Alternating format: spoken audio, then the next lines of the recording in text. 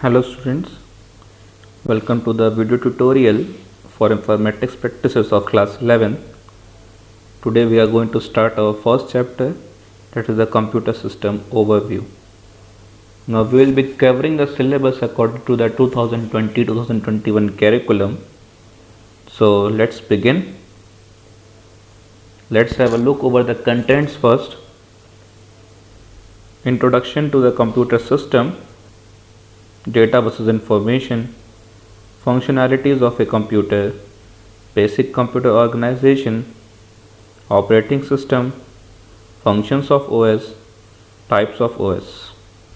So let's start with the introduction first. A computer, as you know, is an electronic device that accepts data as an input. Now, whatever the working you are doing in the computer systems, first of all you need to provide a data so that on that particular data some processing can be done, and after the processing starts over it and some specified rules are acted accordingly, the computer system produces an output which is known as the information. Now you can see here is an abbreviated form of computer. So let's try to understand what each component symbolizes here.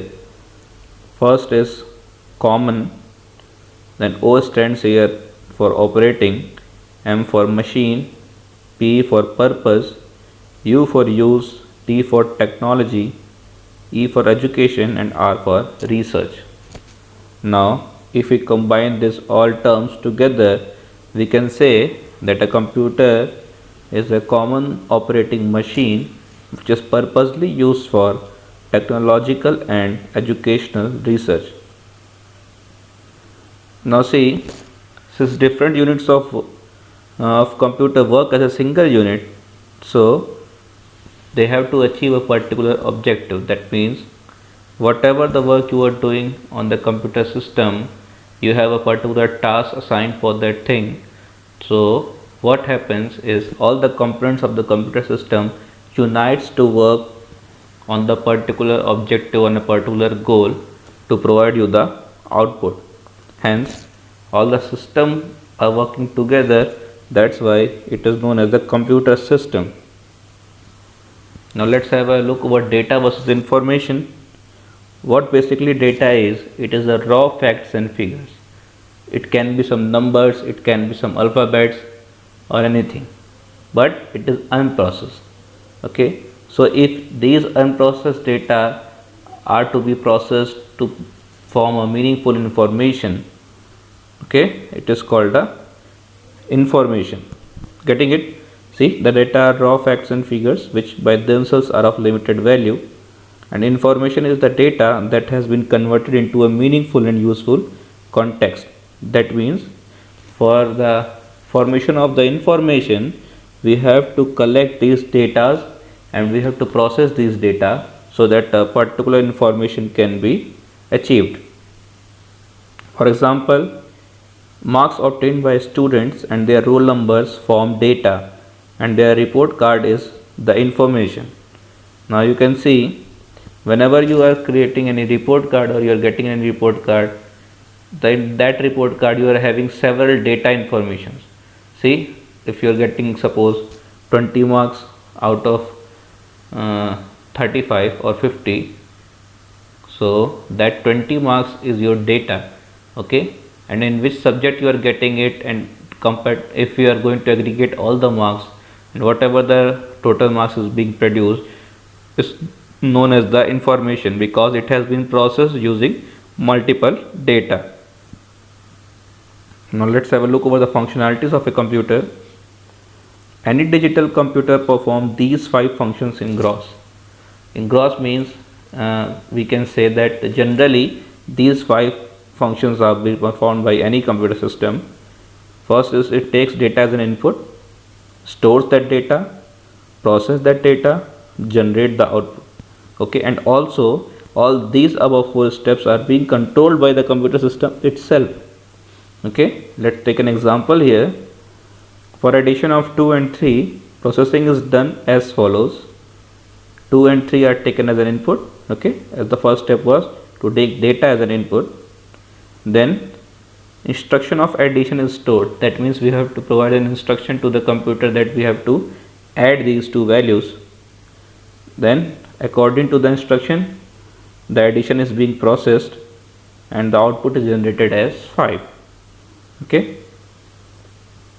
Now basic computer organization. Here we have input unit, output unit, control unit and memory unit. What is there in input unit?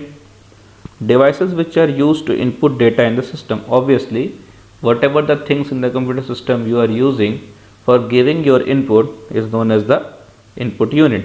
You can have examples like keyboard, mouse, OMR. OMR you are knowing that for any particular objective exams you must have seen that optical mark reader is to be required so that the particular machine can check about whether the responses are correct or not. So it will have to go over that magnetic ink which is to be used there. Similarly, OCR is there, optical character reader, joysticks. Okay, all these examples are for the unit input unit. Now for the output unit we have monitors, speakers, projectors. Okay. Acha, one more thing to be noted here is USB drives, modems, etc. are considered as both input and output devices. As you know that in USB drives you can also input the data and also you can take the output from the data, the USB drives, so it can be considered under the output unit. Now control unit, it organizes the computer to work as a single unit. As you are knowing, the central processing unit. Here we have the arithmetic logical unit. What arithmetic logical unit performs is some arithmetic calculations like addition, subtraction, multiplication, etc. and also the logical functions like and, or not. Now we will be having further discussions about this and, or and not, but here you can say that it is just like the logical responses, whether the condition is true or false. All these things are being performed under logical unit. Also we have memory unit here. Primary memory accessed by the CPU directly consists of RAM used as volatile memory. Volatile memory, you know, that is the non-permanent memory. That means it is the temporary memory. Whatever the data is stored inside the RAM is stored just for a particular time stamp. Okay, it is not for the permanent storage. That's why it is considered as volatile memory.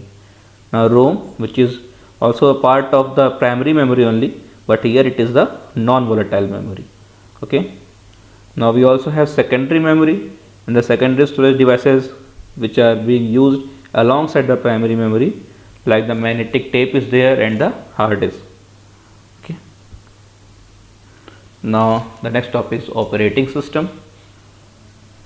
An operating system is a system program that controls and manages the computer resources so that the application software can run on it.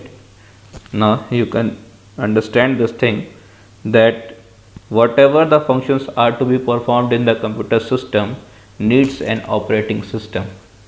So the operating system is just like the backbone of the computer system.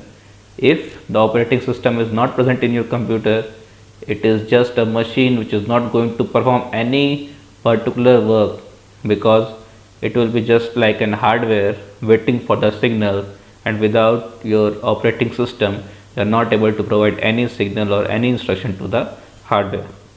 So the example for the operating system will be Microsoft Windows, Linux, Mac OS, Ubuntu, etc. Okay, there are many more examples for this.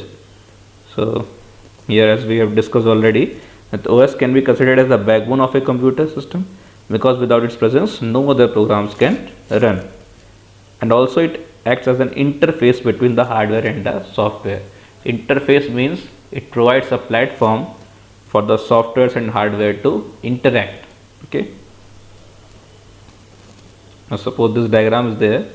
Here we can see that whatever the user is required to do, he first interacts with the software, and the software interacts through the operating system, and the particular task, whatever is to be performed, is given to the hardware, and hardware produces the output, and accordingly the user again gets the desired output.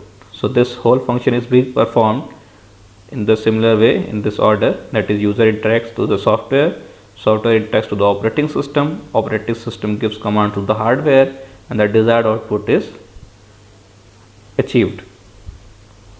Now first of all, let's have a look over the types of OS. Here we are having the single user, single tasking, and the example is DOS. What here single user, single tasking means that here only a single user can perform work on the particular system, because it is not shared with others. Okay, and this system work on single task and single user at a time. Okay, multiple users cannot act on it. That's what is considered as single tasking and single use, and DOS is the example for that. Second one is the single user multitasking operating system. Now these operating system work on more than one task, okay, and process them concurrently at a time. Concurrently means in parallel, and the examples for this can be considered as Windows 95 or the older versions of the Windows. Next is the multi-user operating system. As the name indicates, multi-users means now the system can be used by the multiple users, okay, and these users are allowed to access the same data or information at a time via a network. Example can be Unix, Linux, Windows 7. Okay, multi-processing operating system. Multi-processing, here a single process runs on two or more processors. Okay, means whatever the function is being performed is performed not only on a one system but on multiple processors. Okay, all the processing and their management takes place in a parallel way. Hence you can say that this OS are called the parallel processing. Okay, you can remember this by parallel processing also. The examples can be again Linux, Unix and Windows 7. Next is the embedded.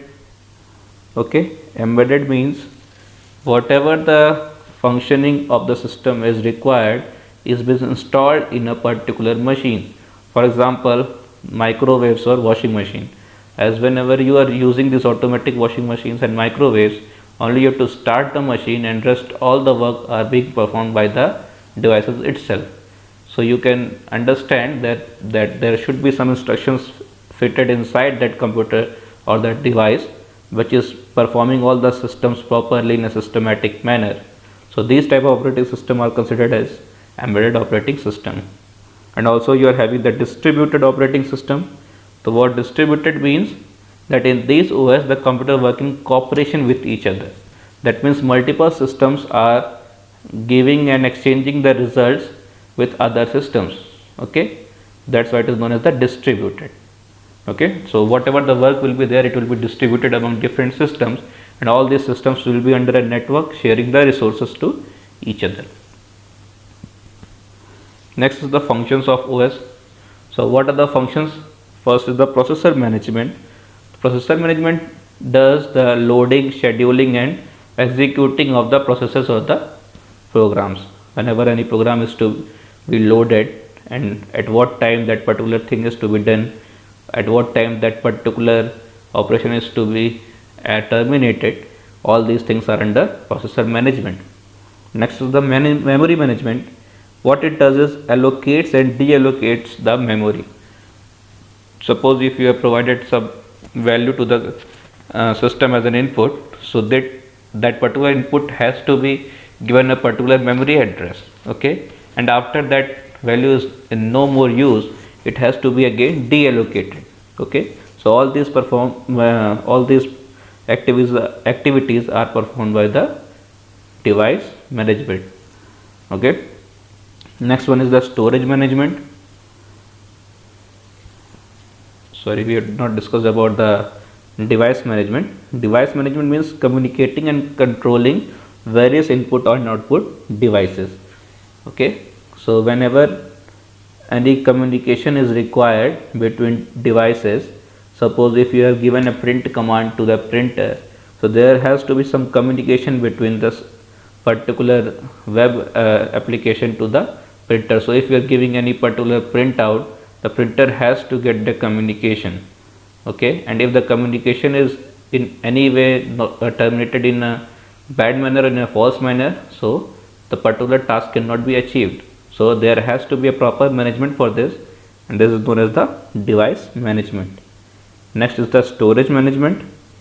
So in storage management, what we have is that it manages and controls the storage devices. Storage devices means the hard disk can be there, the CD drive is there, magnetic tape is there. Okay, to provide space to program for execution and data save. As you know that we, for performing any type of operations, a memory is required as well as a storage space is required, which is given for the particular execution of the programs. Okay, so if this space is not there, these programs cannot run. So it is also an important feature of the operating system, that is the storage management. Okay, so students will be discussing furthermore on this in the next video lecture.